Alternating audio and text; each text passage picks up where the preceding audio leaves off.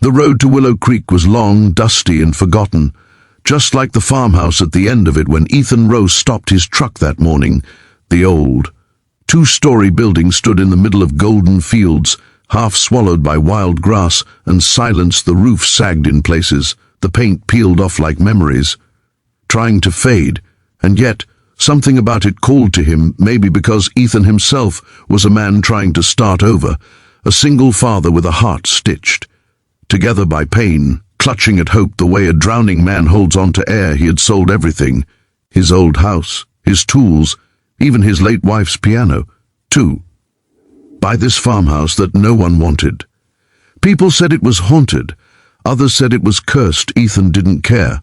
All he wanted was a place where his little daughter, Nora, could laugh again, a place far away from the city where grief had followed them everywhere. Before we go deeper into this powerful story of redemption and unexpected kindness, make sure to like, comment, share, and subscribe to Light of Kindness if you believe everyone deserves a second chance, and that good hearts can rebuild even the most broken places. For Ethan, life had been divided into before and after. Before the accident, he had been a husband, a craftsman, a dreamer. After it, he was just a father trying to keep his promise to a little girl who still whispered her mother's name in her sleep. The farmhouse was supposed to be their new beginning. He planned to restore it piece by piece, build a small workshop in the barn, and maybe grow vegetables in the field behind. But the first time he stepped inside, the place reeked of decay and loneliness. The floors creaked beneath his boots. Curtain flapped in the breeze from a broken window, and in the corner of the living room sat an old rocking chair that swayed as if moved by a ghost. He spent days cleaning, scrubbing, and fixing what he could. Nora, only 7, followed him around, humming her mother's favorite tune at night.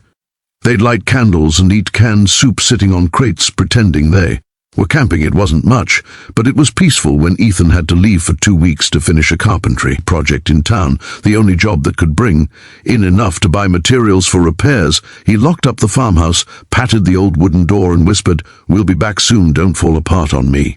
He left the keys hidden under a loose board on the porch. When he returned 3 weeks later, the sun was bright, the air sharp with spring, but something felt wrong the moment he turned into the driveway. The front gate, which had been hanging by one hinge, now stood upright. The grass near the porch was trampled, as if someone had walked there recently, and faint smoke curled from the chimney. His heart thudded in his chest. He wasn't sure whether to be angry or afraid. He parked the truck quietly and motioned for Nora to stay inside. Then he stepped toward the house. Still deep inside, Ethan struggled. His late wife, Mia, had been the last woman he'd shared a home with.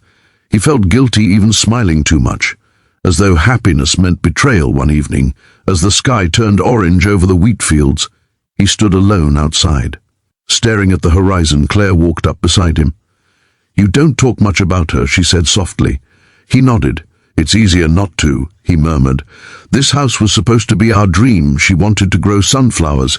Here I thought, if I fix it, maybe I'll feel her again, but I don't know anymore." Claire's eyes glistened.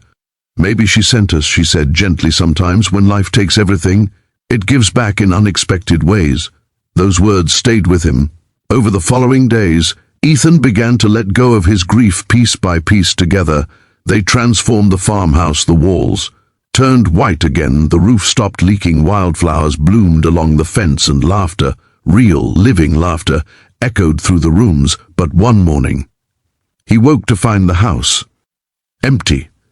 The kitchen was spotless. The beds were neatly made on the table. Lay a note, "Thank you for giving us a home when no one else would. It's time we stop running and stand on our own. You and Nora gave us strength to believe again. Love, Claire and Evelyn." Ethan stood in silence, holding the note. As tears burned his eyes, the farmhouse felt hollow again, but not broken, because for the first time he understood what it meant to give shelter, not just from storms, but from despair. He stepped outside and looked across the field where the sun was rising over rows of freshly planted seeds. Maybe they had left, but their kindness had taken root here. Months passed. The farmhouse was now alive, a real home. Ethan built his workshop, Nora started school, and the fields began to grow. One spring morning, while fixing a gate, he heard a familiar Voice behind him, "Need a hand, carpenter." He turned, and there stood Claire, smiling shyly, holding a basket of wildflowers. Evelyn waved from the truck. "Parked near the fence, they had found steady work nearby," she explained, "and wanted to visit." Ethan laughed, a sound so full and unrestrained it startled. "Even him." "You came back," he said simply. Claire nodded. "We missed home," she whispered. That evening, the four of them sat under the old oak tree sharing dinner as fireflies flickered in the dusk. The farmhouse, once a symbol of loneliness, now glowed with life. The past had lost its grip, and something new, something tender, had begun to grow. If this story touched your heart and reminded you that kindness always finds its way home, please like, share, and subscribe to Light of Kindness.